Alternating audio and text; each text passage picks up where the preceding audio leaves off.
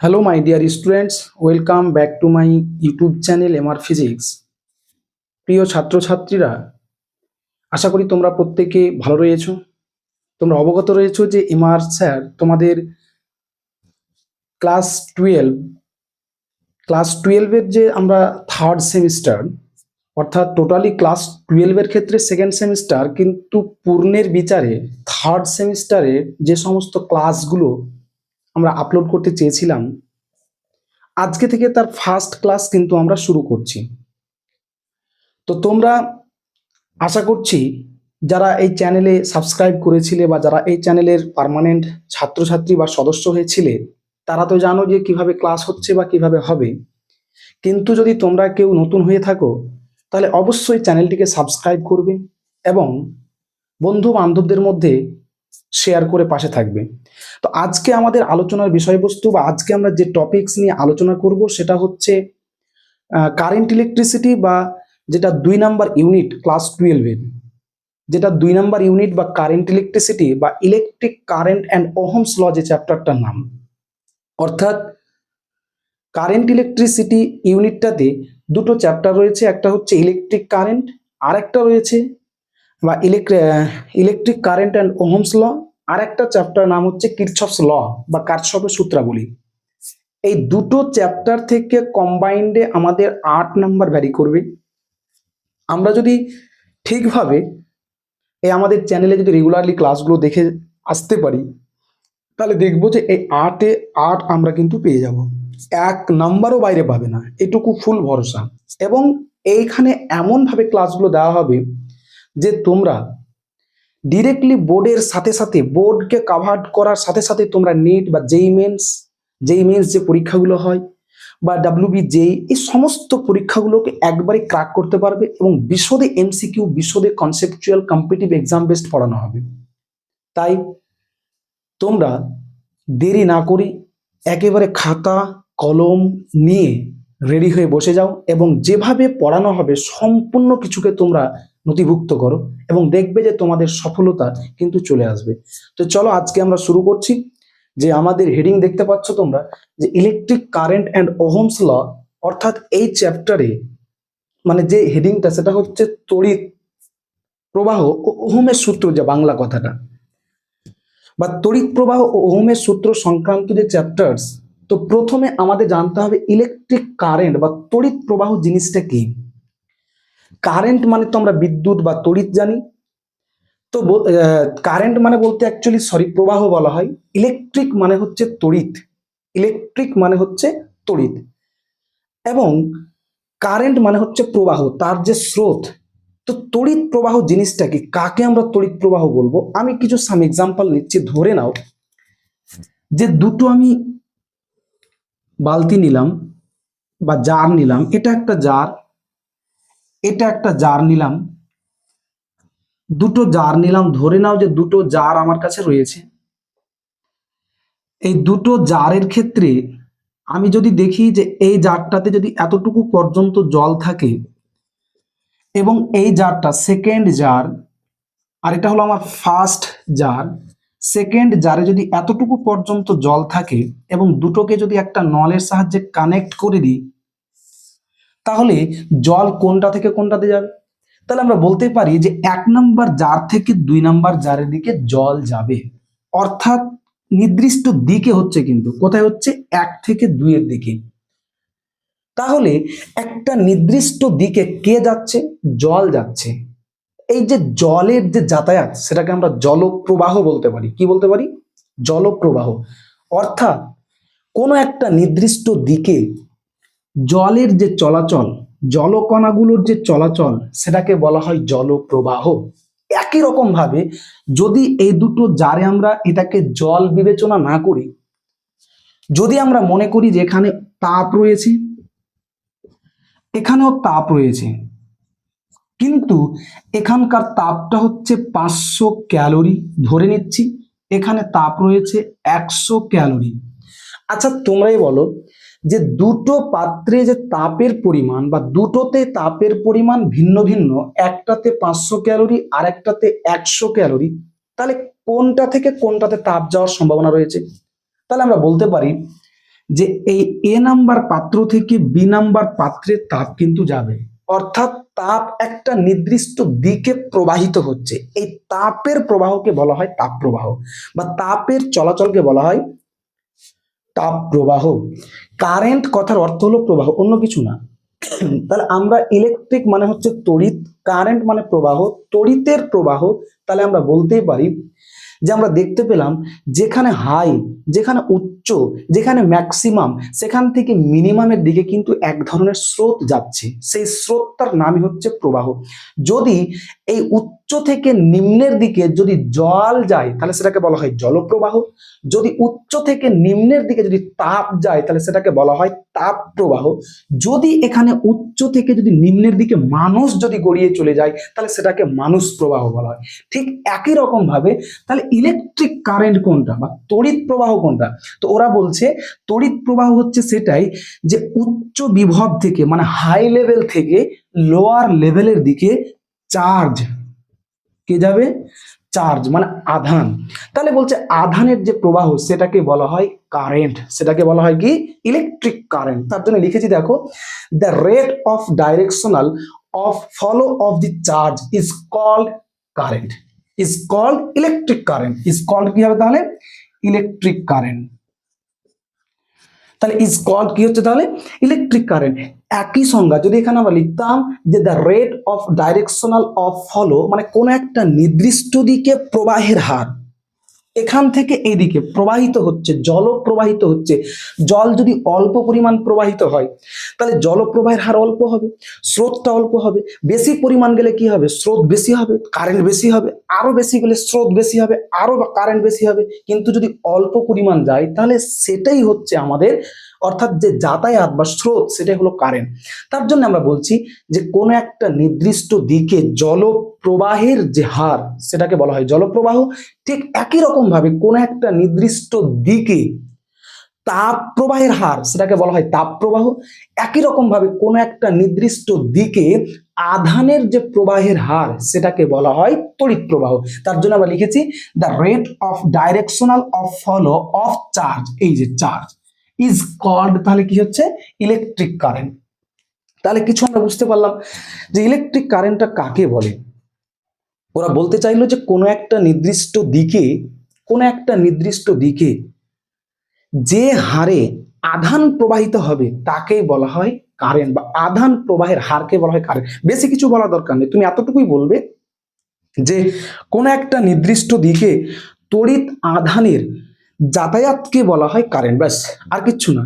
কোন একটা নির্দিষ্ট দিকে তড়িৎ আধানের যাতায়াতকে বা তড়িৎ আধানের যে চলাচল সেটাকে বলা হয় কারেন্ট। সেটাই কিন্তু আমরা লিখে দিয়েছি যে কারেন্ট কাকে বলে। তাহলে কারেন্টের সংজ্ঞা কিন্তু আমরা পেয়ে গেলাম। কিন্তু আমরা ক্লাস 10-এ আমাদের 6th নাম্বার চ্যাপ্টারে আলোচনা করা হয়েছিল কিউ ইকুয়ালস টু আইটি, যেখানে আইটাকে বলা হয় কারেন্ট, টিটাকে বলা হয় সময়, কিউটাকে বলা হয় চার্জ বা আধান। এখান থেকে আমরা লিখতে পারি আই সমান তাহলে কত হচ্ছে? Q by T. ক্লাস 10-এর বই আমরা বাংলাতে এটুকুই পড়েছিলাম যে একটি নির্দিষ্ট সময়ে যে কোনো প্রস্থচ্ছেদ, একটা ওয়্যার ধরে নিচ্ছে, এটা একটা ওয়্যার, তার একটা প্রস্থচ্ছেদ রয়েছে মিনিমাম। তো বলছে সে মোটাই হোক বা কমই হোক বা সরু হোক বা যেটাই হোক না কেন, যে কোনো প্রস্থচ্ছেদের মধ্য দিয়ে একটা নির্দিষ্ট সময়ে যে পরিমাণ আধান যাবে, একটা নির্দিষ্ট সময় কত টিতে, যে কোনো প্রস্থচ্ছেদ এতটুকু হোক বা আরো মোটা হোক বা আরো সরু হোক, যে কোনো প্রস্থচ্ছেদের মধ্য দিয়ে যে পরিমাণ আধান যাবে সেটাকে বলা হয় কি? কারেন্ট। যদি এই প্রস্থচ্ছেদের মধ্য দিয়ে একটা নির্দিষ্ট সময়ে 1 কুলম যদি তড়িতাদান যায় তাহলে প্রবাহ মাত্রা 1 অ্যাম্পিয়ার, 2 কুলম গেলে প্রবাহ মাত্রা 2 অ্যাম্পিয়ার, 3 কুলম গেলে কত হবে? 3 অ্যাম্পিয়ার, 4 কুলম গেলে কত হবে? 4 অ্যাম্পিয়ার। এটা আমাদের ক্লাস 10 বইয়ের ভিত্তিক ছিল। এই কথাটাই আমরা এখানে লিখেছি যে কোন একটা নির্দিষ্ট দিকে যে পরিমাণ আধান প্রবাহিত হয় সেটাকে বলা হয় কারেন্ট। কোন একটা নির্দিষ্ট দিকে অবশ্যই সময় সাপেক্ষে হবে, যে পরিমাণ আধান যায় সেটাকে বলা হয় কি? কারেন্ট। তাহলে কারেন্টের সঙ্গে আমরা পেয়ে গেলাম। কিন্তু আমরা এতটুকুই বললাম যে কোন একটা নির্দিষ্ট দিকে যে পরিমাণ আধান যাচ্ছে, এই আধানের যে যাতায়াত, এই আধানের যে রেট, আধানের যে হার সেটাকে বলা হয় কারেন্ট। কিন্তু আমরা ম্যাথমেটিক্যাল করার সময় একটা ইকুয়েশন কাজে লাগাবো, সেটা হচ্ছে কিউ ইকুয়ালস টু আইটি। আমরা ক্লাস 10-এ কিন্তু এতটুকু পর্যন্তই শিখে এসেছিলাম যে Q is equal to IT, আর বেশি কিছু শিখতাম না। কিন্তু আমরা ক্লাস 12 এসে আমরা শিখবো কারেন্ট কিন্তু আমরা দুটো ভাবে নির্ণয় করব। কটা ভাবে নির্ণয় করব? দুটো ভাবে। দেখো, আমরা জানি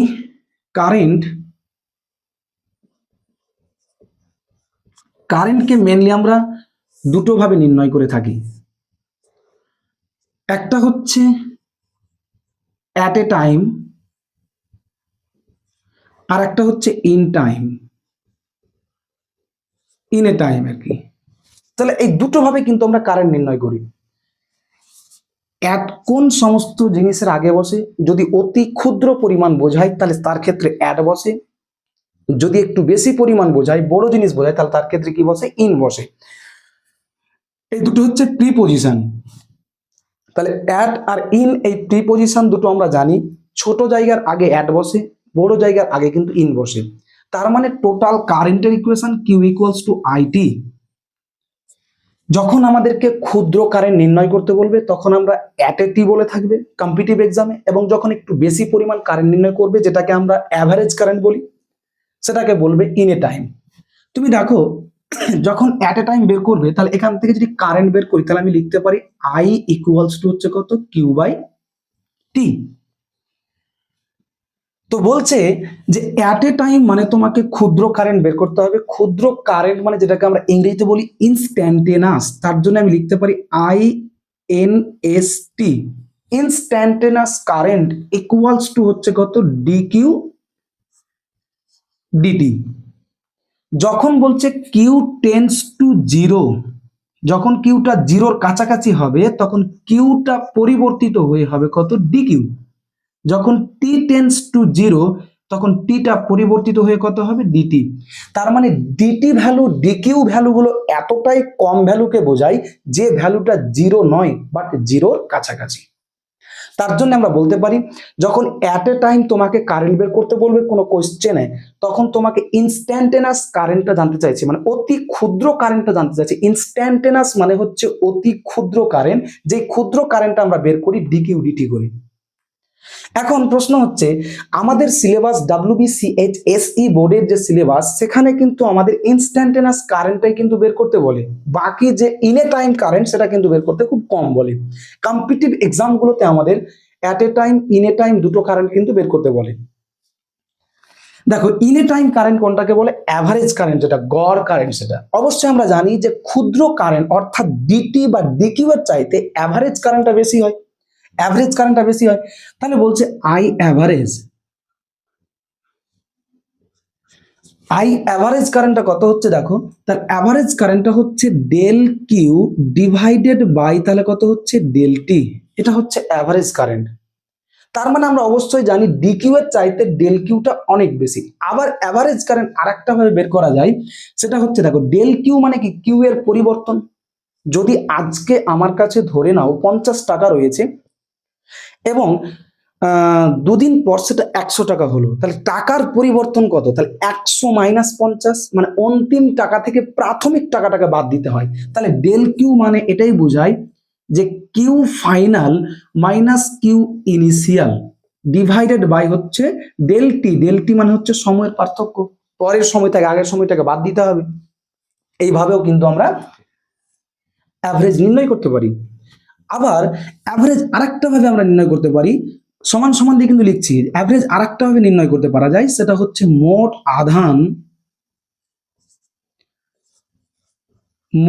আধান বাই হচ্ছে কত? মোট সময়। এটা ভাবে আমরা নির্ণয় করতে পারি। আরেকটা ভাবে আমরা অ্যাভারেজ কারেন্ট নির্ণয় করতে পারি। দেখো, এখানে যদি আমরা দেখতে চাই যে মোট আধান বলতে কত বোঝায়, এটা হলো ইনস্ট্যান্টেনাস কারেন্ট বের করার সূত্র। এটা দিয়ে কিন্তু আমাদের WBCHSC বোর্ডের বেশিরভাগ ম্যাথ কিন্তু দেই, কম্পিটিটিভ এক্সামগুলোতে এটা কাজে লাগে। এবার তুমি দেখো, এখান থেকে যদি আমরা কর্নার গুণ করি তাহলে কত হবে?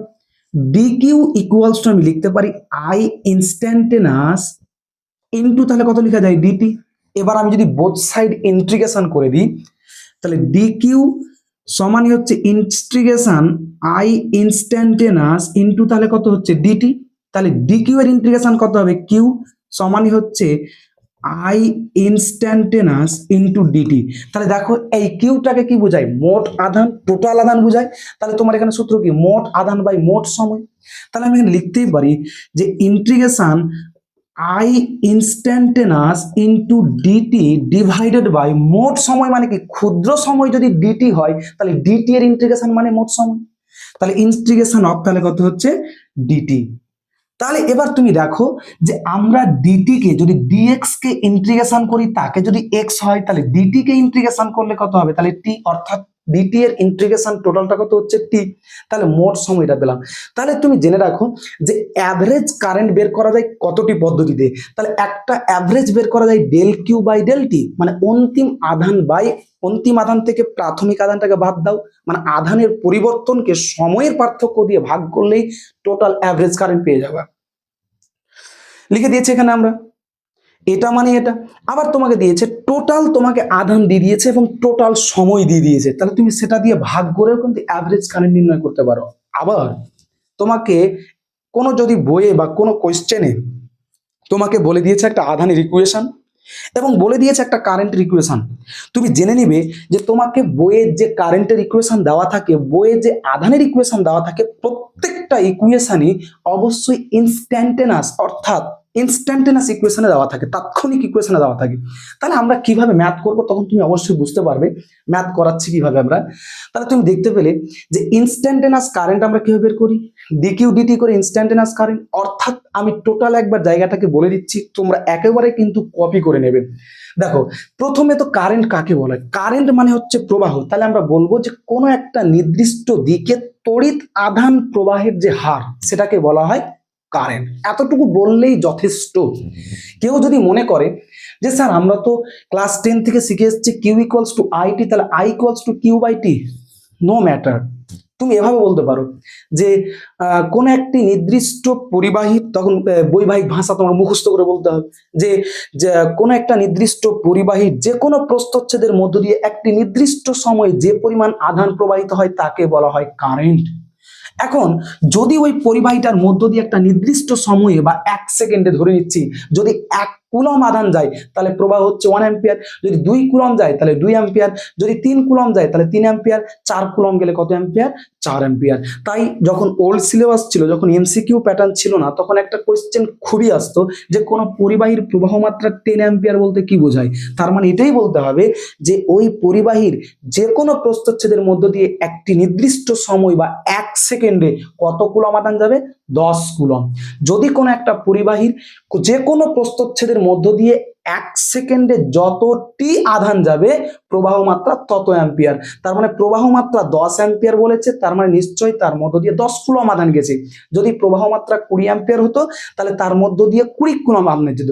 যদি প্রবাহ মাত্রা 25 অ্যাম্পিয়ার হতো তাহলে তার মধ্য দিয়ে 25 কুলম আধান যেত। তাহলে আমাদের এতটুকু এই কোশ্চেনগুলো ডেসক্রিপটিভে প্রচুর আসতো। এখন যেহেতু ডেসক্রিপটিভ নেই তাহলে আমরা বলে দিলাম সোজা কথায় যে কোনো একটা পরিবাহীর মধ্য দিয়ে যতটি আধান যাবে একটা নির্দিষ্ট দিকে, সেই আধানটাই হচ্ছে কারেন্ট। এবার দেখো, বা প্রবাহটাই হচ্ছে কারেন্ট। কারেন্টকে আমরা জেনারেলি দুটি ভাগে ভাগ করে থাকি, বা দুটো ভাবে আমরা কারেন্ট কিন্তু নির্ণয় করি। একটা হচ্ছে at a time. At a time মানে বোঝায় তাৎক্ষণিক কারেন্ট, মানে অ্যাট মানে অত্যন্ত ক্ষুদ্র, অত্যন্ত ক্ষুদ্র জায়গার আগে অ্যাট বসে। তার মানে অ্যাট এ টাইম কারেন্ট বলতে তোমাকে বোঝাচ্ছে টোটাল কারেন্টের ইকুয়েশন হচ্ছে এটা, সেখান থেকে ইনস্ট্যান্টেনাস কারেন্টটাকে বের করতে বলেছে। তাহলে ইনস্ট্যান্টেনাস কারেন্টটা কত না, তো ডিকিউ ডিটি। ইনস্ট্যান্টেনাস মানে কি? অত্যন্ত ক্ষুদ্র, যেই ক্ষুদ্রটা এত ক্ষুদ্র যে জিরো নয় কিন্তু জিরো খুব কাছাকাছি। আমরা ফিজিক্সের ভাষায় বুঝি জিরোর কাছাকাছি অত্যন্ত ক্ষুদ্র ভ্যালু হচ্ছে ডিকিউ ডিটি ডিএক্স এরা। তাই আমি বললাম ইনস্ট্যান্টেনাস কারেন্ট মানে কিউটা হয়ে যাবে ডিকিউ আর টিটা হয়ে যাবে ডিটি। তাহলে এটাই কিন্তু আমাদের সিলেবাসে বোর্ডে রয়েছে, বোঝা গেছে? এবার আমাদেরকে বলছে তাহলে অ্যাট এ টাইম কারেন্ট আমরা পেলাম, কিন্তু ইন এ টাইম কারেন্টটা কি? ইন এ টাইম কারেন্ট বলতে অ্যাভারেজ কারেন্টকে বোঝায়, গড় কারেন্টকে বোঝায়, বেসিক কারেন্টটাকে বোঝায়।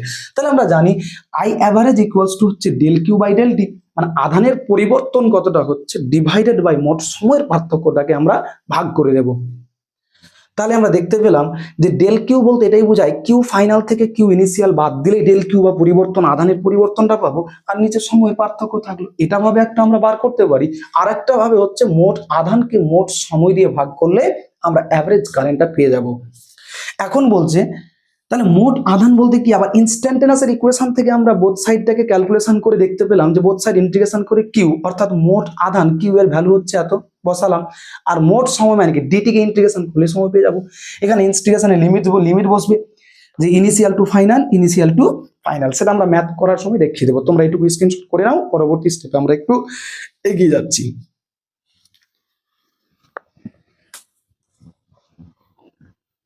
তাহলে আমরা কারেন্টটা কি জিনিস বুঝলাম, এবং তোমরা ডিটেলে শিখতে পারবে এবং খাতা পেনে এগুলো সমস্ত লিখে নেবে। তাহলে তোমরা দেখবে যে তোমাদের কোনো জায়গা অসুবিধা হবে না বা কোনো কোয়েশ্চেন তোমাদের থাকবে না আশা করছি। তারপরে দেখো যে আমরা কারেন্টের যে মেইনলি যে মাত্রা বা একক বা ইউনিটগুলো যে আমরা বের করব, প্রথমত আমরা দেখছি, দেখো কারেন্টের মাত্রা কি আসবে। দেখো মাত্রাটা কত আসবে কারেন্টের, আমরা তো জানি কিউ ইকুয়ালস টু, তো আমাদের কাছে প্রশ্ন হচ্ছে আইটি স্যার, তাহলে কারেন্টের আই ইকুয়ালস টু তাহলে কত হচ্ছে কিউ বাই টি। তাহলে উপরে কিউ সমান কত স্যার আইটি, ডিভাইডেড বাই হচ্ছে টি, টি টি ক্যান্সেল আউট, ইকুয়ালস টু হচ্ছে আই। আই মানে কি কারেন্ট, কারেন্ট মিনস হচ্ছে অ্যাম্পিয়ার। তাহলে আমরা বলতে পারি কারেন্টের যে মাত্রা সেটা আমাদের পড়ে থাকলো কত, শুধুমাত্র আই। তাহলে কারেন্টের মাত্রাটাই হচ্ছে আই, কারেন্টের মাত্রা কত আই, পরীক্ষা আসে। এখন যদি আমরা একক বের করি, দেখো কারেন্টের একক কিন্তু দুটো, একটা হচ্ছে সিজিএস একক। সিজিএস একক তোমরা প্রত্যেকেই জানো কারেন্টের, সেটা হচ্ছে ইলেকট্রোম্যাগনেটিক ইউনিট। আর একটা একক আছে, সেটা হচ্ছে কি বায়োট। এই বায়োট এককটা অধিকাংশ স্টুডেন্ট কিন্তু জানে না। জেনে রাখবা কারেন্টের সিজিএস দুটো একক হয়, একটা হচ্ছে ইলেকট্রোম্যাগনেটিক ইউনিট আর একটা হচ্ছে বায়োট। এই বায়োট এককটা একবার পরীক্ষায় সম্ভবত 2023 সাল নিটে এসেছিল, তার জন্য এই যে বায়োট এককটা এটা কিন্তু নিটে দিয়েছিল সম্ভবত 2023 বা এরকম কোন একটা সালে এসেছিল কোশ্চেনটা, যে কারেন্টের সিজিএস একক কি। তাহলে আমরা বলবো, ওরা অপশানে দিয়েছিল, বায়োট দিয়েছিল, অন্যান্য অপশানগুলো দিয়েছিল। জেনে রাখবা যে বায়োটটা হচ্ছে সিজিএস একক। এবং এসআই এককে প্রত্যেকে আমরা জানি, এসআইতে হচ্ছে অ্যাম্পিয়ার, অ্যাম্পিয়ার বা এ দিয়ে আমরা সংক্ষেপে লিখে রাখি। তাহলে এটা হচ্ছে একক। তাহলে মাত্রা আমরা জানলাম, সিজিএস একক জানলাম এবং এসআই এককও কিন্তু আমরা জেনে গেলাম। তারপরে আমরা যে জিনিসটা জানবো কারেন্টের ক্ষেত্রে, কারেন্ট কাকে বলে সেটাও আমরা বুঝলাম। তারপর আমরা সমস্ত কিছু দেখে নিলাম যে কারেন্টের ক্ষেত্রে। এবার বলছে যে আমরা কিউ ইকুয়ালস টু যে আইটি, বা একটা যে কথা বলা হয় যে slope of charge and time graph,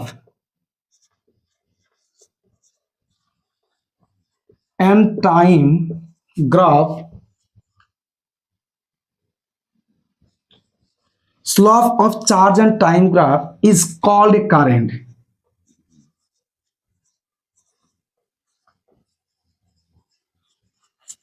তো বলছে যে দ্য স্লপ মানে হচ্ছে নতি, নতি মানে হচ্ছে নত।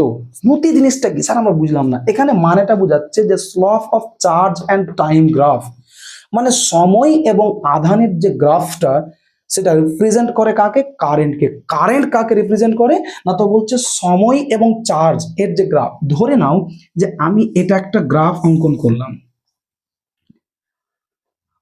এই দিক বরাবর আমি কিউ দিলাম, এই দিক বরাবর আমি সময় দিলাম।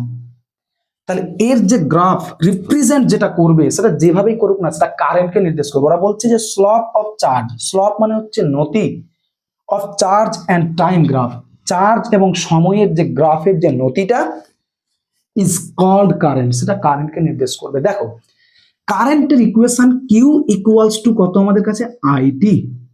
ওরা বলেছে কার কার মধ্যে গ্রাফ অঙ্কন করতে হবে, কিউ আর টি এর মধ্যে। তুমি বলো তো এখানে কিউ আর টি কোন অনুপাতে রয়েছে, বলো। সমানুপাত। কিউ আর টি কিসে আছে, সমানুপাত, ব্যস্তানুপাত না। ব্যস্তানুপাতিক হলে কিউ প্রপোর্শনাল টু 1/t থাকতো, বা কিউ ইকুয়ালস টু I/t থাকতো, তাহলে কিউ আর টি ব্যস্তানুপাতিক হতো। কিন্তু আমরা দেখতে পাচ্ছি কিউ আর টি কোন অনুপাতে, সমানুপাতে। যদি সমানুপাতিক হয়, যদি এরা সমানুপাতিক হয়, যে কোনো সমানুপাতিক জিনিসের লেখচিত্র মূলবিন্দুগামী হবে। বা আরেকটা জিনিস তুমি দেখো, এই ইকুয়েশনটাতে ওরা যে দুটোকে ভেরিয়েশন করেছে, এই দিক বরাবর সময় পরিবর্তন হচ্ছে, এই দিক বরাবর কিউ পরিবর্তন হচ্ছে, যারা পরিবর্তনশীল তারা হচ্ছে চলরাশি।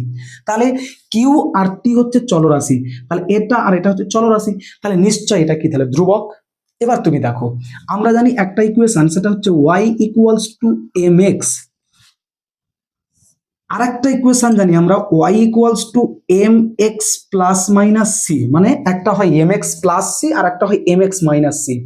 এই ইকুয়েশনটা কার সাথে সামঞ্জস্যপূর্ণ? তুমি দেখো, এই ইকুয়েশনে x চলরাশি, এটা চলরাশি, এটা আর এটা ধ্রুবক। এই ইকুয়েশনে y চলরাশি, x চলরাশি, m ধ্রুবক। তাহলে এই q ইকুয়ালস টু it ইকুয়েশনটা কার সাথে মিলছে? তুমি দেখো এই ইকুয়েশনের সাথে মিলছে। তুমি দেখো তাহলে y চলরাশি মানে চার্জ চলরাশি, x চলরাশি মানে t চলরাশি, তাহলে m হচ্ছে কি একটা কনস্ট্যান্ট, সেটা হচ্ছে i। এই m টাকে বলা হয় নতি। এটার নাম কি তাহলে? নতি বা প্রবণতা, বা যেটা আমরা গ্রাম্য ভাষায় বলি ঝুঁকি, যেটা একবারে গ্রামীণ ভাষায় সেটাকে বলা হয় কি? ঝুঁকি। তাহলে এই এমটাকে বলা হয় নতি বা প্রবণতা বা ঝুঁকি। তাহলে নিশ্চয় আইটা কি? তাহলে নতি। আইটা কি? নতি। এখানে আমাদের কি বলছে দেখো তো, স্লপ অফ চার্জ। স্লপ মানে হচ্ছে নতি, of charge and time graph. তাহলে চার্জ এবং সময় গ্রাফের যে নতিটা কি রিপ্রেজেন্ট করবে? কারেন্টকে রিপ্রেজেন্ট করবে। তাহলে নতিটা কোন দিক বরাবর হবে? তাহলে বলছে যদি কোনো y ইকুয়ালস টু mx, এই যে সরল রেখা, এটা হচ্ছে একটা সরল রেখা, তার লেখচিত্র সবসময় মূলবিন্দুগামী হয়। তাহলে এই লেখচিত্রটা কোন বিন্দুগামী হবে? মূলবিন্দুগামী। তাহলে এই মূলবিন্দুগামী লেখচিত্র, এই এমটাই হচ্ছে নতি, আর নতির জায়গায় আছে কি? তাহলে আই। তাহলে এটা কি হচ্ছে? আই। বোঝা গেল না? যায়নি? বলো। যদি এই ইকুয়েশনকে ফলো করত, যদি প্লাসকে ফলো করত, তাহলে ছেদিতাংশ আকারে সরলরেখার সমীকরণ হতো। যদি মাইনাসকে ফলো করত, তাহলে ওয়াই অক্ষের মাইনাসকে, মানে এরকম করে আমরা গ্রাফটা দিতাম, দিয়ে এইরকম করে ছেদ করতো, তখন এখানে ওয়াই অক্ষকে মাইনাসে ছেদ করছে, তখন Y equals to M X minus C equation follow হতো। আর যদি এইরকম না হয়ে যদি এইরকম হয়ে গ্রাফটা হতো, তাহলে প্লাস ওয়াই অক্ষকে ছেদ করছে, তখন ইকুয়েশনটা এর জন্য, এই এটার জন্য হয়ে যেত কত? Y equals to M X plus C হয়ে যেত। কিন্তু Y equals to M X plus minus C কে ফলো আপ করেনি, করেছে কাকে? ওয়াই ইকুয়ালস টু mx কে। এই y ইকুয়ালস টু mx ইকুয়েশনটাই মূলক বিন্দুগামী সরলরেখাকে নির্দেশ করে। তাহলে এটা নিশ্চয়ই y ইকুয়ালস টু mx এর ফর্মে আছে। তাহলে এদের লেখচিত্রটা হবে কি? মূলবিন্দুগামী। এই mটা হলো নতি, তাহলে আইটা হলো নতি, তার জন্য এটাকে আমরা নতি দিয়েছি। এটাকে নতি কেন বললো এবার আমরা দেখব। তাহলে আমাদের লাইনের সাথে ম্যাচিং হয়ে গেছে। স্লপ মানে নতি, অফ চার্জ মানে আধানের যে নতি, charge and time graph, charge and time গ্রাফের যে নতিটা ইজ কল্ড কারেন্ট, মানে এটাকে বলা হয় কি? কারেন্ট। এখন এটাকে নতি কেন বলছি? নতি মানে হচ্ছে এমন একটা জিনিস হবে, আমি দেখো এখানে লিখেছি নতি মানে হচ্ছে প্রবণতা। প্রবণতা আরো গ্রামীণ ভাষায় এটাকে বলা হয় কি? ঝুঁকি। মানে ওর উপরে যে কোনো জিনিসকে রাখলে সেটা গড়িয়ে পড়ে যাওয়ার ঝুঁকি থাকবে, সেটা একটা নত তলের মতো থাকবে। তুমি দেখো গড়িয়ে পড়বে অ্যাকচুয়ালি। আমি এটাকে নতি বললাম, এটাকে বললাম না। তুমি ধরে নাও যে এর উপর কোন একটা বলকে রেখে দিলা, সে গড়িয়ে এখানে পড়বে? জীবনে পড়ে, একটা অনুভূমিক বরাবর আছে। তুমি যদি এখানে একটা বলকে রেখে দাও, সেটাও গড়িয়ে পড়বে না, স্ট্রেট পড়ে যাবে, গড়িয়ে পড়বে না। তার জন্য এরা নতি বা নত নয়। কিন্তু এখানে যদি একটা বলকে রেখে দাও, তুমি দেখো ধীরে ধীরে ধীরে ধীরে গড়িয়ে পড়বে, সেই স্ট্রেট কখনো পড়বে না। তার মানে এটা হলো নতি বা নত বা ঝুঁকির জায়গা বা প্রবণতা যেটাকে বলে। এই দাগটা যদি এখানে না হয়ে যদি এখানে হতো, তাহলে তুমি বলো তো এটা বল আগে পড়বে না এটা পড়বে আগে? এটা আগে পড়বে, তার জন্য এর নতি বেশি, এর নতিটা কি? কম, মানে এর প্রবণতা কম। যদি এখানে দাগটা না হয়ে যদি এখানে হতো, তাহলে এর তুলনায় এই বলটা আরো কম স্লোলি পড়বে, তার জন্য এর তুলনায় এর নতি আরো কম। তার মানে এই দাগটা যত এক্স অক্ষের দিকে, এটাকে তো এক্স অক্ষ বলা হয়, সময় অক্ষ মানে হচ্ছে এই দিকটা এক্স অক্ষ, এই দিকটা হচ্ছে ওয়াই অক্ষ। তাহলে এটা যত এক্স অক্ষের দিকে আসবে নতির মান তত কমবে, যত ওয়াই অক্ষের দিকে যাবে নতির মান তত বাড়বে। তার জন্য অ্যাকচুয়ালি এই যে নতি এম, আবার আমরা জানি এম সমানই হচ্ছে কত? Tan theta. ম্যাথ আছে এগুলো থেকে। নতি সমান কত আমরা জানি? Tan theta. তার মানে এমটা হলো নতি, মানে এটা হলো নতি, এই যে এটা হলো নতি, এটা তার মানে কি থিটার মান যদি বাড়ে তাহলে নতির মান বাড়বে, এরা সমানুপাতিক। দেখো তাহলে যদি থিটার মান বাড়ে তাহলে নতির মান বাড়বে। তুমি দেখো এখানে থিটা কোণ কোনটা হয়েছে, তাহলে থিটা কোণ হচ্ছে এটা। থিটা কোণ কখনো এটা নয়, কারণ এই দিকের কোণ যদি কমে তাহলে এটা গড়িয়ে পড়ার সম্ভাবনা কম। এই দিকের কোণটা যদি বাড়তে থাকে, কোণটা সবসময় এর সাথে হবে। যদি এখানে দাগটা হতো তাহলে দেখো নতির মান বেড়ে যেত, এখানে হলে আরো বাড়তো, বুঝতে পারলে কিনা? তার মানে অ্যাকচুয়ালি এই নতি এম সমান কত হয় তাহলে ট্যান থিটা। অবশ্যই থিটা কোনটা কার সাথে হবে, এক্স অক্ষের সাথে বা সময় অক্ষের সাথে, এগুলো জেনে রাখবা। তাহলে আমরা দেখতে পেলাম যে slope of charge and time graph is called current, মানে চার্জ এবং সময়ের যে গ্রাফটা বা চার্জ এবং সময় গ্রাফের যে নতিটা, এই নতিটা কারেন্টকে নির্দেশ করবে। এবং আমরা জানি নতি এম সমান কত ট্যান থিটা, অবশ্যই থিটা কোনটি কার সাথে করবে, এক্স অ্যাক্সিস বা সময়ের সাথে। তাহলে আমরা বলবো দ্য অ্যাঙ্গেল থিটা, এই অ্যাঙ্গেল যে থিটা সবসময় কোন করবে কার সাথে, the angle theta with the X axis বা respect to the X axis, সবসময় এক্স অ্যাক্সিসের সাথে বা সময় অক্ষের সাথে কোন করবে। জেনে রাখবা এগুলো জিনিস একবার, খুবই ইম্পর্টেন্ট জিনিস। যে slope of charge and time graph বা চার্জ বা কিউটি গ্রাফে আই রিপ্রেজেন্ট করবে, বা কিউটি গ্রাফের যে নতি সেটা বা লেখচিত্র যে নতি সেটা কিন্তু কাকে রিপ্রেজেন্ট করবে, কারেন্টকে। এবং নতি সমান আমরা জানি ট্যান থিটা, এবং থিটা সবসময় সময় অক্ষের সাথে বা এক্স অক্ষের সাথে করবে, কখনো ওয়াই অক্ষের সাথে নয়। কারণ এই অক্ষের সাথে কোণ বাড়লে কমলে এর মানটা কমে যাবে। তোমাকে এবার বাস্তবটা বুঝাচ্ছি, দেখো এর সাথে কোনটা কেন হবে না। যদি এর সাথে আমরা কোনটা নিতাম, যদি আমরা নিয়ে নিতাম, ধরে নাও যে আমরা যদি এর সাথে কোনটাকে নিয়ে নিতাম, যদি এই কোনটাকে আমরা টিক করতাম, তাহলে যত এইদিকে বাড়বে, দাগটা যদি এখানে না হয়ে এইদিকে চলে আসে, মনে করো এখানে দাগটা চলে আসলো এরকম একটা পজিশনে, তাহলে কোণের মান কি হচ্ছে, বাড়ছে। কোণের মান বাড়তে গেলে আমাদের তো নতির মান বাড়ার কথা, কিন্তু এখানে বলটা পড়ার ঝুঁকি যত আছে, এখানে চলে আসলে তো বলটা পড়ার ঝুঁকি কমে যাচ্ছে। তাহলে কোণ বাড়ছে কিন্তু বলটা গড়িয়ে পড়ার ঝুঁকি বা নতিটা কমে যাচ্ছে। কিন্তু এখানে আমাদের শর্ত বলে দিয়েছে কোণ বাড়লে নতিকে বাড়তে হবে, তার জন্য এই দিকের কোণ আমরা কখনোই পাবো না, এই দিকের কোণটা সবসময় পাবো, মাথায় রাখবে কিন্তু। নেক্সটে দেখো, তাহলে আমাদের এইটুকু জিনিস পর্যন্ত আমরা দেখলাম।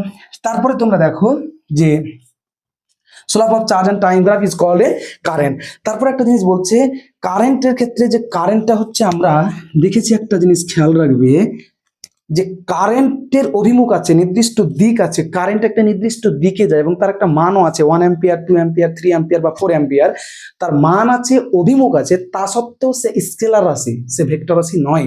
তার মানে current is a scalar quantity, not a vector quantity. Current is a scalar quantity,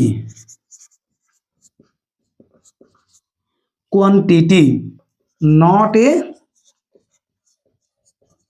vector quantity. তো বলছে কারেন্টের মানও আছে, কারেন্টের একটা নির্দিষ্ট দিক আছে, তারপরেও কারেন্ট কিন্তু ভেক্টর রাশি নয়, সে হচ্ছে একটা স্কেলার রাশি। কেন, সেটাকে আমরা বিস্তারিত আলোচনা করছি। তোমরা এটুকু শুধু কপি করে নাও বা স্ক্রিনশট করে নাও, তারপর আমি দেখিয়ে দিচ্ছি। এগুলো আমি ম্যাথ করাবো সব নতি প্রবণতা দিয়ে, তোমরা এগুলো খেয়াল রাখবে।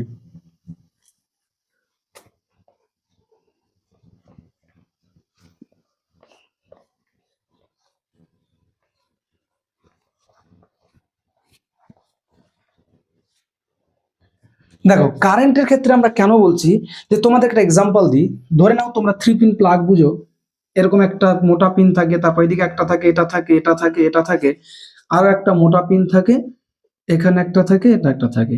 এগুলো হচ্ছে ডান সাইডের, এগুলো হচ্ছে লেফট সাইডের। ডান সাইডের গুলোকে বলা হয় লাইভ, এগুলো বলা হয় নিউট্রাল। এটা হচ্ছে লাইভ, এটা হচ্ছে লাইভ, আর এটা হচ্ছে নিউট্রাল এই সাইডেরটি, আর এটা হচ্ছে আর্থ। প্রত্যেকে জানো। আমরা জানি কারেন্টের দুটো তার থাকে, কারেন্টের দুটো তার থাকে, একটা হচ্ছে লাইভ লাইনের জন্য, একটা হচ্ছে নিউট্রাল লাইনের জন্য। কারেন্টের যে অভিমুখ আছে সেটা তোমাদেরকে আমি বাস্তবে দেখাচ্ছি। ধরে নাও এটা একটা তার, সবসময় দুটো তার থাকে। তোমরা দেখতে পাচ্ছ আমি একটা চার্জারের জিনিস নিয়ে আছে, দুটো তার আছে। জেনে রাখবা সবসময় একটা লাইভ তার থাকে আর একটা নিউট্রাল থাকে, মানে একটা দিয়ে কারেন্ট যাবে, সুইচ বন্ধ করলে একটা দিয়ে ব্যাক আসবে। তার মানে কি কারেন্ট একটা দিয়ে যায় আর অপোজিট লাইন দিয়ে ব্যাক আসে, কখনো এটা দিয়ে যাবে এটা দিয়ে আসবে এমন নয়। তার জন্য তুমি ফ্যানই দেখো, বাল্বই দেখো, যে কোনো কানেকশন দেখো না কেন, দুটো ওয়্যার দেখতে পাবে। তার মানে দুটো ওয়্যার বলতে এটাই বোঝায় একটা দিয়ে কারেন্ট যাবে, সুইচ বন্ধ করবে, তখন অপোজিটটা দিয়ে আসবে। যেটা দিয়ে ব্যাক আসে সেটার নাম হলো নিউট্রাল, আর যেটা দিয়ে যায় সেটার নাম হচ্ছে লাইভ তার। তুমি এই তারটার কি করলে, যে মনে করো যে এই তারটাই হচ্ছে এরকম একটা তার, লাইভের সাথে যুক্ত করলে, দেখো এটা একটা প্লাগ টপ, এটা একটা প্লাগ টপ, মানে একটা বোর্ডে দুটো প্লাগ টপ রাখবে, 3 পিন প্লাগ গুলো। তারের তো দুটো তার, দুটো মাথা কাটা থাকবে। তুমি মনে করো এই তারটাকে এখানে লাইভে দিলে, তাহলে এই এই যে তারটা আছে না, এই তারটা এখানে লাইভ দিয়েছো, তাহলে এখানেও লাইভে দিলে, বুঝতে পেরেছো? আর একটা তার পড়ে আছে, তাহলে এটার যদি এখানে নিউট্রালে দাও, তাহলে এখানে নিউট্রালে দিতে হবে। মানে একটা তারের দুটো তার যে থাকে কি না, মানে যে কোনো কানেকশনের দুটো তার থাকে, দু মাথা কাটা আছে, তুমি এক মাথাকে লাইভে দিলে, অপর মাথাকে আরেকটা প্লাগ টপে লাইভে দিলে, অন্য একটা মাথাকে একটা নিউট্রালে দিলে, অপরটা নিউট্রালে দিলে, দুই দিকে সুইচ দিয়ে দেবে। দেখবে যখন এখানকার সুইচটাকে দেবে, তখন এই লাইভ থেকে কারেন্ট এই দিকে যাবে, আর এখানকার সুইচটাকে দিলে এই লাইভ থেকে কারেন্টটা কিন্তু এই দিকে যাবে। দিয়ে কোনো একটা নির্দিষ্ট জায়গায় এখানে যদি তুমি টেস্টার দিয়ে টেস্ট করো, তাহলে টেস্টার কিন্তু জ্বলবে না, কারণ এই দিক থেকে যদি 10 অ্যাম্পিয়ার কারেন্ট এইদিকে আসে, তাহলে এই দিক থেকে কিন্তু সেম পরিমাণই 10 অ্যাম্পিয়ার কারেন্ট যাচ্ছে। এটা এই দিকে আসছে, যে কোনো একটা নির্দিষ্ট দিককে যদি আমি পজিটিভ মনে করি, তাহলে তার উল্টো দিকটা কি হবে, তাহলে নেগেটিভ। তাহলে প্লাস 10 অ্যাম্পিয়ার আর মাইনাস 10 অ্যাম্পিয়ার যোগ করলে কত হবে, তাহলে 0 অ্যাম্পিয়ার। তার জন্য এখানে কোনো কারেন্ট থাকবে না। তাহলে আমরা এটাই বুঝতে পারি যে কারেন্টের নির্দিষ্ট দিক আছে। যদি দিক না থাকতো, তাহলে এখানে লব্ধি কখনো 0 হতো না। লব্ধি মানে রেজাল্টেন্ট, যোগফল। ধরে নাও আমি এই দিকে স্মরণ করছি, তাহলে এই দিকটা যদি আমার পজিটিভ হয়, তাহলে উল্টো দিকটা আমার কি হবে, নেগেটিভ। তাহলে কারেন্টের এই দিকটা যদি পজিটিভ ধরো, তাহলে এই দিকটা কি হবে, নেগেটিভ। যেহেতু সেম ভোল্ট, সেম রোধ, সেম পরিবাহিতে কানেকশন করা আছে, তাহলে এদিক থেকে 10 অ্যাম্পিয়ার আসে, তাহলে এদিক থেকে 10 অ্যাম্পিয়ার যাবে। তাহলে এইদিকে 10 অ্যাম্পিয়ারটা যদি পজিটিভ হয়, তাহলে এদিকে 10 অ্যাম্পিয়ারটা কি হবে, নেগেটিভ। তাহলে ওই তারের যে কোনো পয়েন্টে লব্ধিটা কত হবে, তাহলে প্লাস 10 প্লাস মাইনাস 10, মানে এই যে গল্পটা, plus 10 plus minus 10 equals to, তাহলে কত হচ্ছে, 10 মাইনাস 10 ইকুয়ালস টু 0। তার মানে লব্ধি কারেন্ট 0, অভিমুখ আছে বলে। এবার আমাদের যেটা প্রশ্ন, যে এর মানও তো আছে, সে কিছু একটা অ্যাম্পিয়ার হবে, 1 2 3 4 5 6 7 8 9 10, যে কিছু হোক না, একটা কিছু অ্যাম্পিয়ার হলো, তার দিকও আছে, তারপরেও সে কেন ভেক্টর কোয়ান্টিটি নয় বা ভেক্টর রাশি নয়? কারণ আমরা জানি যে কোনো জিনিসকে ভেক্টর হতে গেলে তাকে শুধুমাত্র অভিমুখ থাকাটাই জরুরি নয়। আমরা ক্লাস 11 থেকে শিখে এসেছি যে স্কেলার কাকে বলা হয়, যার শুধু মান আছে কোনো দিক নেই, তাকে বলা হয় স্কেলার। যার মান আর দিক দুটোই আছে, তাকে বলা হয় ভেক্টর। এতটুকুতেই সীমাবদ্ধ নয়, যে ভেক্টর কোয়ান্টিটি হবে তার মান থাকতে হবে, তার অভিমুখ থাকতে হবে, তার সাথে সাথে তাকে ভেক্টর যোগের বিনিময়ে, ভেক্টর যোগ, ভেক্টর বিয়োগ, ভেক্টর বিনিময়, এই সমস্ত নিয়মগুলো মেনে চলতে হবে। কিন্তু আমরা দেখতে পাচ্ছি কারেন্ট কিন্তু ভেক্টর যোগ বিয়োগ এই বিনিময় নিয়মগুলো মেনে চলে না। মান আছে কিন্তু দিক আছে, শুধু মান আর দিক থাকলে তাকে ভেক্টর বলতে আমরা কখনোই পারবো না। কারণ যদি আমাকে ভেক্টর বলতে হয়, তাহলে তাকে মান থাকতে হবে, দিক থাকতে হবে, যোগ বিয়োগ বিনিময় নিয়মকে মানতে হবে, তাহলে সে ভেক্টর কোয়ান্টিটি। আর যদি শুধুমাত্র সে মান আছে, দিক আছে, আর ভেক্টরের যোগ বিয়োগ বিনিময় নিয়ম মানছে না, তাহলে আমরা ভেক্টর কোয়ান্টিটি বলতে পারবো না। ঠিক তেমনই কিন্তু কারেন্ট কি হচ্ছে, যে এর মান আছে, দিক আছে, অভিমুখ আছে, কিন্তু সে ভেক্টরের যে যোগ বিয়োগ বিনিময় নিয়ম মানতে পারছে না, তাই আমরা একে কখনোই ভেক্টর কোয়ান্টিটি বলতে পারবো না। আমি সেটা দেখাচ্ছি কেন মানতে পারছেন। তবে এরা কি হয়, ধরে নিচ্ছি যে কারেন্টের ওয়্যারগুলো কেমন হয়। ধরে নাও এদিক থেকে একটা কারেন্ট আসছে, সেটা হচ্ছে 7 অ্যাম্পিয়ার ধরে নিচ্ছি। এখানে এসে কারেন্ট কিন্তু এদিকে ভাগ হয়ে গেল, এদিকে ভাগ হয়ে গেল, এদিকে ভাগ হয়ে গেল, তিনটা দিকে ভাগ হয়ে গেল ধরে নাও। তাহলে এদিকে ধরে নিচ্ছি আমি 4 অ্যাম্পিয়ার গেছে, এদিকে 2 অ্যাম্পিয়ার গেছে, এদিকে 1 অ্যাম্পিয়ার গেছে, এদিক থেকে এসছে কত অ্যাম্পিয়ার, 7 অ্যাম্পিয়ার। তাহলে যে পয়েন্ট থেকে বিভিন্ন দিকে ভাগ হয়ে যায়, সেটাকে বলা হয় জাংশন পয়েন্ট। তাহলে এটার নাম হচ্ছে কি, junction point. Junction point, junction মানে কি, আমরা জানি যে বিভিন্ন রেল স্টেশন বা জাংশন যেটাকে আমরা বলি, কারণ দেখবে যে ট্রেনের রুট হচ্ছে দুটো, একটা যাবে একটা আসবে, কিন্তু যেটা junction, Malda junction, Jalpaiguri junction, তাহলে ফারাক্কা জংশন, যে জংশনগুলো রয়েছে সেখানে একাধিক লাইন থাকে, একাধিক লাইন থাকে, তার জন্য সেটাকে বলা হয় জাংশন। তাহলে এই পয়েন্টে একাধিক লাইন হয়েছে, তার মানে এটা জাংশন পয়েন্ট। এবার প্রশ্ন হচ্ছে, দেখো যে এইদিকে কত অ্যাম্পিয়ার গেছে, 4 অ্যাম্পিয়ার, 2 অ্যাম্পিয়ার, 1 অ্যাম্পিয়ার। আর যে কারেন্টটা যাচ্ছে, যেটা ঢুকে সেটা হলো ইনপুট, আর যেটা বেরিয়ে যায় সেটা হলো আউটপুট। তাহলে এই কারেন্টগুলো হচ্ছে আউটপুট কারেন্ট, আর এটা হচ্ছে কি, তাহলে আমাদের ইনপুট কারেন্ট। তাহলে আমরা এইটুকু কারেন্টের রুলসে বলতে পারি যে input current some of the output current বা দ্য জাংশন পয়েন্ট, মানে জাংশন পয়েন্টে input current and the sum of output current is same হয়। তাহলে আমরা বলতে পারি the junction point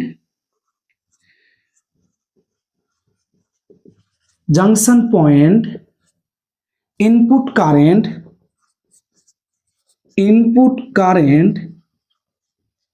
some of the output current.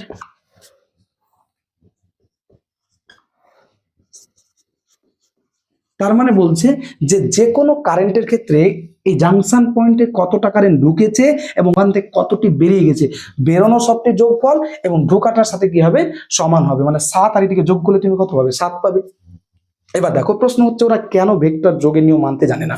আমরা ক্লাস 11-এ শিখে এসেছি যে ভেক্টর যোগ বা ভেক্টরের যে সামান্তরিক নিয়ম, শুধু ভেক্টর যোগ বিয়োগ বিনিময় সামান্তরিক এ সমস্ত নিয়মগুলো মানতে হবে।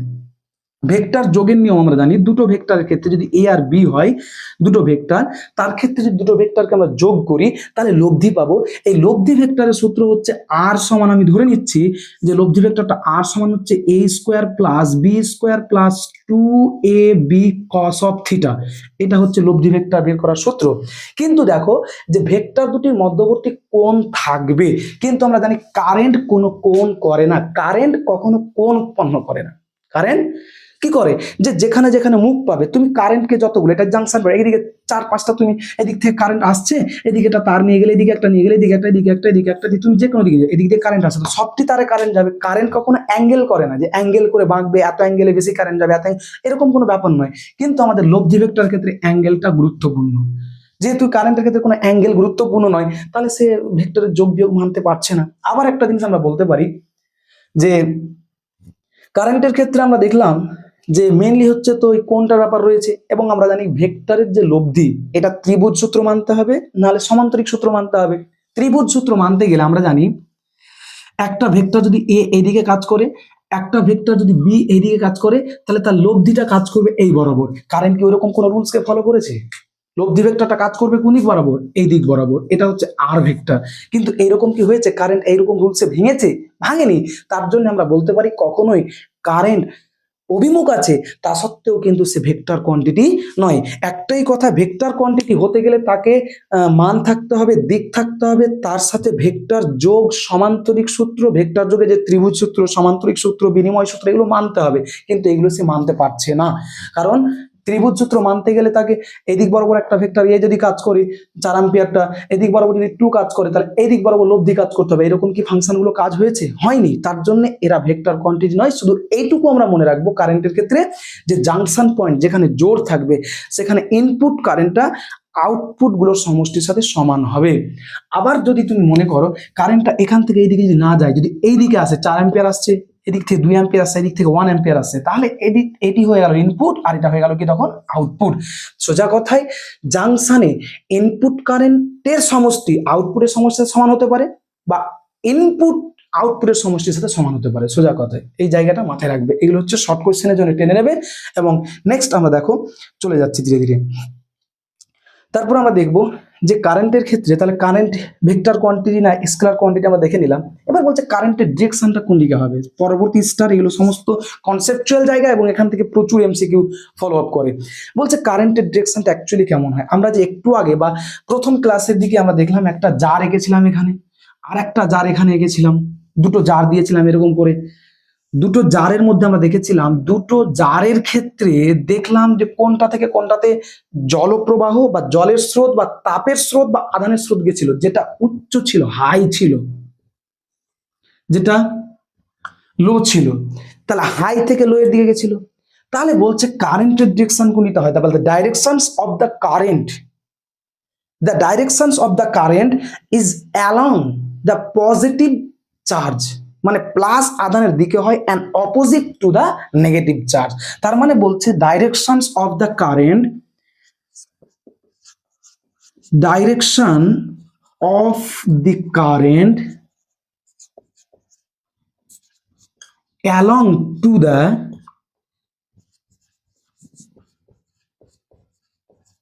positive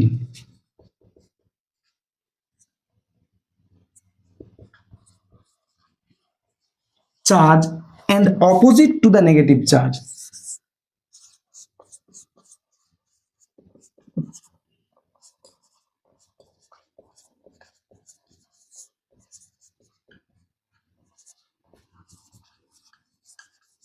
তাহলে opposite to the negative charge.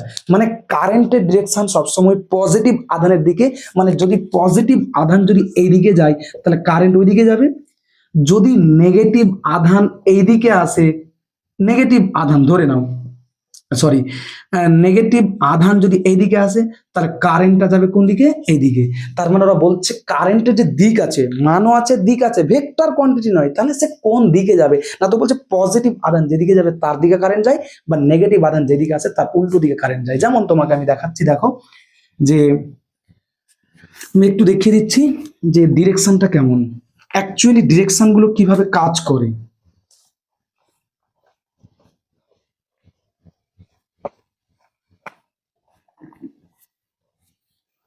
দেখো আমরা সেল বুঝি প্রত্যেকে, এরকম সেল বুঝি তো আশা করি। এটা হচ্ছে উচ্চ বিভব, এটাকে পজিটিভ কখনো বলে না, উচ্চ বিভব বলে, এটা হচ্ছে নিম্ন বিভব। উচ্চ বিভব থেকে এইদিকে কারেন্ট যায়, আর নিম্ন বিভব থেকে ইলেকট্রন এদিকে আসে। দেখো নিম্ন বিভব মানে হচ্ছে মাইনাস বুঝি, অ্যাকচুয়ালি উচ্চ বিভব মানে প্লাস বুঝি আমরা। তাহলে মাইনাস থেকে ইলেকট্রন বা আধানগুলো এইদিকে যায়, কারেন্টটা উচ্চ বিভব থেকে এইদিকে যায়। তার মানে দেখো ইলেকট্রন যেদিকে আসছে কারেন্ট তার কোন দিকে যাচ্ছে, উল্টো দিকে। ইলেকট্রন মানে তো নেগেটিভ, তার মানে বলছে যে কারেন্টের ডিরেকশন হচ্ছে along to the positive charge and negative to the কি হচ্ছে তাহলে অপোজিট চার্জ। এখন প্রশ্ন হচ্ছে, দেখো এখন আমাদের যে প্রশ্নটা হচ্ছে যে আমি এটা বাস্তবে বুঝাবো কি করে, ধরে নাও এখান থেকে এই যে মাইনাস গুলো, ইলেকট্রন গুলো এখানে আসে বলেই তো এখানে ইলেকট্রন আধিক্য হয় বা পজিটিভিটি হয়। উচ্চ বিভব কি করে তৈরি হয়, উচ্চ বিভব তখনই তৈরি হবে যখন আধানগুলো ওখানে এসে জমা হবে, ঋণাত্মক আধানগুলো। তোমাকে একটা বাস্তব এক্সাম্পল দিয়ে বুঝাচ্ছি। ধরে নাও যে আজকে একটা মানুষ গ্রামে কোটিপতি হচ্ছে, বা কোনো কোম্পানি কি হচ্ছে কোটিপতি হচ্ছে, তার মানে নিশ্চয় ওই কোম্পানিটা কি করছে, সাধারণ মানুষ, সাধারণ লেবার শ্রেণীর মানুষের কাছ থেকে শোষণ করে, নিপীড়ন করে, টাকাকে রোজগার করে সে কোটিপতি হচ্ছে, সে আধিক্য হচ্ছে। তার মানে ওই যে সাধারণ মানুষগুলো, এই কোম্পানির তুলনায় ওই সাধারণ লেবার, সাধারণ শ্রেণীর মানুষগুলো হচ্ছে কি নিম্ন বিভব, তারা হচ্ছে কি মাইনাস। সাধারণ মানুষগুলো ধরে নাও এটা হচ্ছে কোম্পানি, আর এটা হচ্ছে লেবার, এরা হচ্ছে লেবার। তার মানে কোম্পানি বেশি হচ্ছে কি করে, পয়সাওয়ালা হচ্ছে, এর কাছ থেকে আদায় করছে, টাকা পয়সা আদায় করছে, শোষণ করছে। তাহলে লেবাররা হচ্ছে কি নিম্ন বিভাগ, আর এ হচ্ছে কি উচ্চ বিভাগ। এবার তুমি দেখো এখান থেকে শোষণ করছে, তাহলে লেবার তো নিম্ন বিভাগ, নিম্নের কাছে থাকে কে মাইনাস, তাহলে এখান থেকে মাইনাসটাকে শোষণ করছে, মাইনাসটাকে শোষণ করে আরো বিভিন্ন দিক থেকে মাইনাসকে শোষণ করে এ হচ্ছে আধিক্য পয়সাওয়ালা, কি হচ্ছে আধিক্য পয়সাওয়ালা। তার মানে কি যে অ্যাকচুয়ালি এই গল্পটাই বুঝাচ্ছি, লেবারের কাছ থেকে শোষণ করেছে, মানে মাইনাসগুলোই এসে কোম্পানির কাছে জমা হয়েছে, টাকাগুলো জমা হয়েছে মাইনাসগুলো দিয়ে, 1 টাকা 2 টাকা 3 টাকা 5 টাকা করতে করতে কোটি কোটি কোটি কোটি টাকা করতে করতে এ হয়েছে আধিক্য, মানে পয়সাওয়ালা। এবার তখন কি করছে, কোন একটা সময় এ আবার এদেরকে টাকা দান দিচ্ছে, এই তুই 5 টাকা নে, তুই 100 টাকা নে, তুই 200 টাকা নে, এদেরকে কিন্তু দিয়ে দিচ্ছে টাকা খাবার জন্য। তাহলে তুমি একটা জিনিস দেখবে ভালো করে, যে এ যে টাকাটা দিচ্ছে স্রোতের মতো, তাহলে এটাই তো সবাই বলবে যে দান বা স্রোত বা কারেন্ট, আরে কত দিচ্ছি, কত যে কারেন্ট। তার মানে কি এদের দিকটাই হচ্ছে কারেন্ট, আর এরাই কিন্তু আধিক্য তৈরি করছে, ব্যাপারটা হচ্ছে এতটুকুই। তার মানে সোজা কথায় যে মাইনাস আধানগুলো এখানে গিয়ে আধিক্য তৈরি করে, যখনই আধিক্য বা উচ্চ বিভব হয়ে যায় তখনই এখান থেকে এক প্রকার স্রোত গরিবের দিকে বয়ে যায়, সেটার নাম হলো কারেন্ট, সেটার নাম হলো কি কারেন্ট। মানে এদের টাকাগুলো এখানে এসে জমা হয় বা শোষণ করে, নিপীড়ন করে, যে কোনো মূল্যে হোক, যে কোনো কাজে হোক না কেন, কাজ করিয়ে হোক আর কিছু করে হোক, তাদের কাছ থেকে টাকা রোজগার করে করে মেরে জমিয়ে যে করে হোক কোটিপতি হলো। তাহলে এই ইলেকট্রন গুলো গিয়ে আধিক্য করলো, আবার এখান থেকে যখন স্রোত গুলো এইদিকে আসে তখন সেটাকে বলা হয় কারেন্ট। যদি কারেন্ট বন্ধ হয়ে যায় তাহলে খেতে পাবি না, যেমন কোম্পানির কাজ না দিলে খেতে পাবি না, ওরকম হচ্ছে গল্প। তাহলে ব্যাপারটা হচ্ছে কারেন্টের ডিরেকশন আমরা বুঝে গেলাম। কারেন্টের ডিরেকশন হচ্ছে পজিটিভ আধান যেদিকে যাবে সেটা হলো কারেন্ট, পজিটিভ আধান যেদিকে যাবে সেটা হলো কারেন্ট, এবং নেগেটিভ আধান যেদিকে যাবে তার উল্টো দিকটাই হচ্ছে কি কারেন্ট। তাহলে আমরা এতটুকু বুঝতে পারলাম। তারপরে আমরা একটা পয়েন্ট করব, সেটা হচ্ছে পয়েন্ট নয় অ্যাকচুয়ালি, আমরা এগুলো জায়গায় লিখে রাখবো। Current is a conservative, star দিয়ে আমরা এগুলো লিখে রাখবো। কারেন্ট, বা প্রথমে কারেন্ট ইজ কনজারভেটিভ, বা current conservation, current is conservation বা কারেন্টের যে সংরক্ষণ সূত্র রয়েছে, সংরক্ষণ সূত্র কি করে আমরা বুঝবো? ধরে নাও যে এটা দিয়ে কারেন্ট গেল 10 অ্যাম্পিয়ার, এখানে গিয়ে কারেন্ট যাওয়ার পর এটা একটা রাস্তা পেল, এটা একটা রাস্তা পেল, আর একটা রাস্তা এইদিকে পেল, একাধিক রাস্তা হলো। ধরে নাও এটা দিয়ে কিছু কারেন্ট যাবে, কিছু এটা দিয়ে যাবে, কিছু এটা দিয়ে যাবে, বিভিন্ন দিকে কারেন্ট যাবে। 10 অ্যাম্পিয়ারের মধ্যে এদিকে গেল হচ্ছে 3 অ্যাম্পিয়ার, এদিকে গেল 3 অ্যাম্পিয়ার, এদিকে গেল আমি ধরে নিচ্ছি 4 অ্যাম্পিয়ার। তাহলে তুমি দেখো কারেন্ট কি হচ্ছে? ভেঙে গেছে। এটা হচ্ছে ইনপুট আর এটা হচ্ছে কি, তাহলে টোটালটা হচ্ছে আউটপুট। তাহলে 10 অ্যাম্পিয়ার গেছিল, কিন্তু এখানে কত পাবে তুমি? 10 অ্যাম্পিয়ারই পাবে। তার মানে তুমি যতটুকু কারেন্ট দিয়েছিলে ততটুকু কারেন্ট তুমি আউটপুটে পাচ্ছ। তার মানে ইনপুট কারেন্ট যদি 10 অ্যাম্পিয়ার হয়, তাহলে আউটপুট কারেন্ট হচ্ছে 10 অ্যাম্পিয়ার। তাহলে কারেন্ট ইজ কনজারভেটিভ, মানে সংরক্ষিত, ধ্বংস হয়নি। তার জন্য আমরা বলতে পারি কারেন্ট হচ্ছে কি? কনজারভেটিভ। এখন প্রশ্ন হচ্ছে, দেখো কারেন্ট কি হতে পারে? এরকম হতে পারে যাতায়াতের জন্য পথে তার গতি বাড়তে পারে, গতি কমতে পারে, গতির হ্রাস বৃদ্ধি হয়, কিন্তু টোটাল কারেন্টের কোনরূপ পরিবর্তন হয় না। যদি মিডিলে দেখা গেল কারেন্ট যেতে যেতে পরিবাহীটা, ধরে নাও যে এটা একটা সরু কারেন্ট দিয়ে যাচ্ছিল, সরু পরিবাহী দিয়ে, তাহলে এর স্পিড যা থাকতো আধানগুলোর, একটা মোটা পরিবাহীতে ঢুকে গেল, এবার গিয়ে এতটুকু মোটা দিয়ে আবার এখানে সরু পরিবাহীতে চলে গেল। তার মানে কি এইগুলো দিয়ে স্পিড বেশি হতে পারে, এখানে স্পিডটা কম হতে পারে, কিন্তু টোটাল কারেন্ট কোনরূপ কম বা বেশি হবে না। তাই আমরা বলতে পারি যে কারেন্ট ইজ কনজারভেটিভ। তার পথে স্পিড বাড়তে পারে, গতি বাড়তে পারে, গতি কমতে পারে, কিন্তু টোটাল কারেন্ট কখনো ধ্বংস হয় না। তাই কারেন্ট ইজ কনজারভেটিভ। তার পরবর্তী স্টার, তাহলে কিউ ইজ ইকুয়ালস টু হচ্ছে আইটি।